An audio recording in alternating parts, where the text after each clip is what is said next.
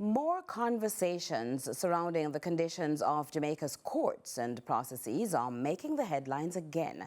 This time to the Senate, where some legislators are troubled about the infrastructure.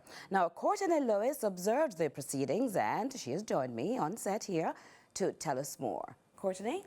Well, Caroline, while senators were able to pass the bill for the amendment of the Judicature Rules of the Court Amendment Act of 2024, the judiciary and the conditions under which they work became a point of concern for some. The senators, though highlighting the strides made towards enhancing infrastructure, blamed snags in procurement and finance for the justice system's rundown.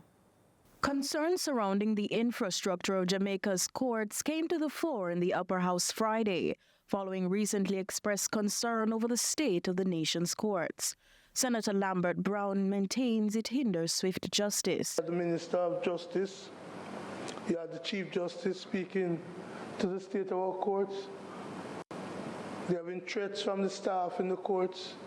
There have been photographs and videos of the dilapidated state of several court buildings throughout the country.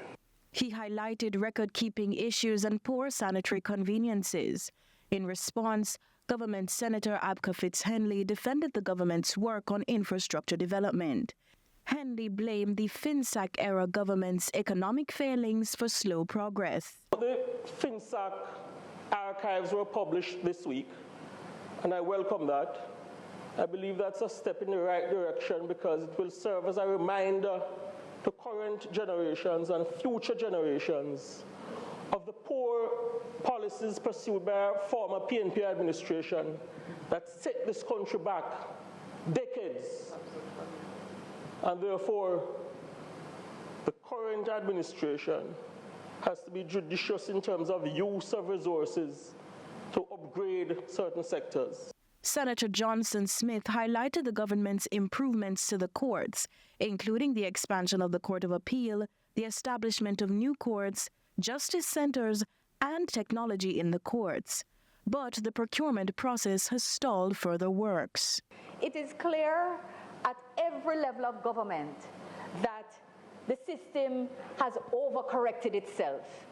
Procurement now has become a bar to necessarily achieving the most effective, the best value for money, and the most efficient provision of service delivery to the people of Jamaica. There needs to be a review of procurement processes at every level in order for us to be able to do what people need. She notes despite plans in place, $430 million allocated to renovations of justice centers remains unspent. Courtney Lewis for CVM News.